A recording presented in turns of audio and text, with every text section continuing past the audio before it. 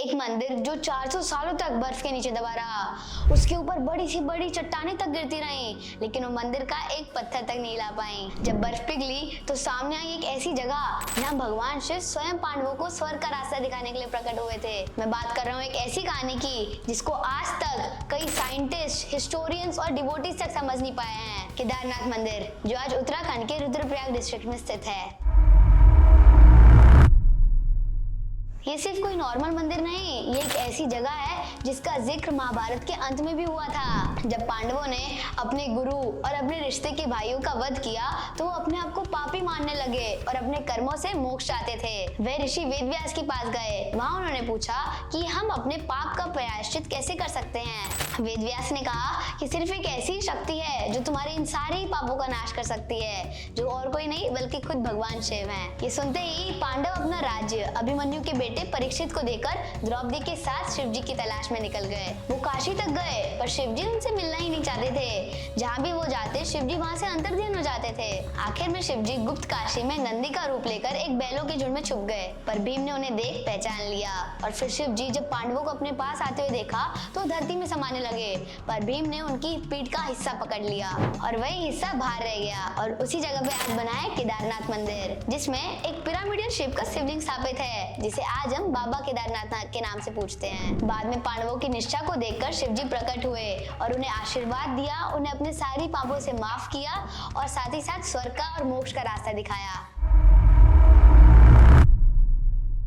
जब शिव जी ने नंदी का रूप लिया था और जब धरती में समाने लगे थे, तब शिव जी के अलग अलग बॉडी पार्ट्स अलग अलग जगह पे प्रकट हुए। ये कुल 5 जगहें थी। पीठ केदारनाथ में, मुख रुद्रनाथ में, बाहु टुंगनाथ में, नाभि मणिमहेश्वर में और जटा कल्पेश्वर में प्रकट हुई। इन्हीं 5 स्थलों को आज कहा जाता है पंच केदार।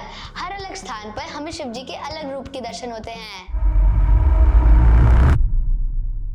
आज जिसे हम देखते हैं वो मंदिर 8th सेंचुरी में आदि शंकराचार्य जी ने पुनः स्थापित किया था, लेकिन असल में इस मंदिर की जड़ें महाभारत के समय से जुड़ी हुई हैं। कहते हैं इस पवित्र स्थान पर ही सबसे पहले शिवलिंग ने पांडवों को दर्शन दिए थे और उन्होंने ही इस शिवलिंग के आसपास पहला मंदिर बनवाया था, भगवान शिव की भक्ति और अपने प्रायश्चित के रूप में। बाद में जब आर्कियोलॉजिकल सर्वे ऑफ इंडिया ने इस मंदिर के पत्थरों की कार्बन डेटिंग की, तब पता चला कि इनका टाइम महाभारत के काल से मैच करता है। इसका मतलब पांडवों द्वारा बनाया गया असली शिवलिंग यही था और इसी के चारों तरफ ये मंदिर युगों युगों तक बना रहा है। ये मंदिर इंडिया के सबसे पुराने और प्राचीन धार्मिक स्थलों में से एक माना जाता है।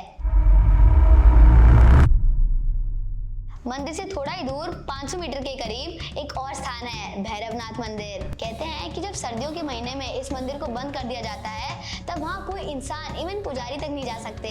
तब शिव जी स्वयं अपने काल भैरव रूप में वहाँ उपस्थित होते हैं। काल भैरव 3 आंखों वाले, जिनके 4 हाथ हैं, एक में त्रिशूल, दूसरे में डमरू, तीसरे में खोपड़ी और चौथे में पाशा लेकर वहाँ आते हैं। काल भैरव जी का वाहन है एक काला कुत्ता और बिना उनके दर्शन के केदारनाथ यात्रा को अधूरा माना जाता है।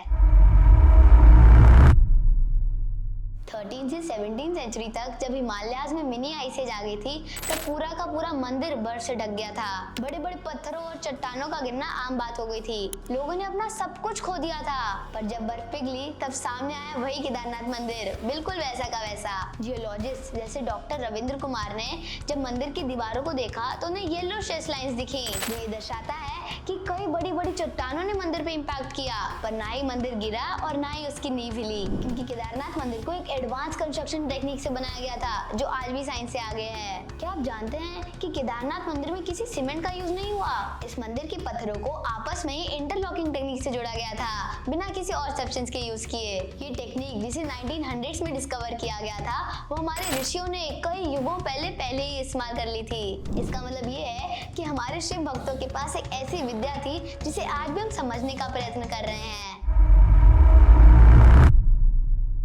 16 जून 2013 उत्तराखंड में एक भयानक बाढ़ आई थी। पहाड़ों से बड़े चट्टाने और पूरा का पूरा पानी केदारनाथ मंदिर की तरफ आगे बढ़ने लगा था। होटल्स, लॉजेस, बाजार सब तबाह हो गया था। लेकिन जहाँ कुछ लोग केदारनाथ मंदिर में शरण लिए बैठे थे, तब एक पहाड़ जैसा विशाल पत्थर मंदिर की ओर तेज रफ्तार से बढ़ रहा था। लेकिन वो पत्थर एक रहस्यमयी तरीके से मंदिर के कुछ ही मीटर पहले रुक गया। उसके बाद जितनी भी चट्टाने मंदिर की तरफ आई, वो उस पत्थर से टकरा के या तो टूट गई या तो उन्होंने अपनी दिशा बदल ली, क्योंकि वो पत्थर इतना दृढ़, शक्तिशाली और बड़ा था। आज हम उसे भीमशिला के नाम से जानते हैं। लोग कहते हैं कि वो पत्थर किसी दैवीय शक्ति के द्वारा रोका गया था, जिसने बाबा केदारनाथ के घर की रक्षा की। क्या ये सब इत्तेफाक है या एक डिवाइन इंटरवेंशन? ये वीडियो सिर्फ कहानी नहीं थी, ये था एक यात्रा, एक सत्य। अगर आप चाहते हो कि मैं महादेव की कहानियों के ऊपर एक डेडिकेटेड वीडियो लेकर आऊं, तो कमेंट में लिखे हर हर महादेव। वीडियो पसंद आया तो लाइक करो और शेयर करो किसी शिव भक्त के साथ, और चैनल को सब्सक्राइब करना बिल्कुल भी मत भूलना। हरे कृष्ण, धन्यवाद।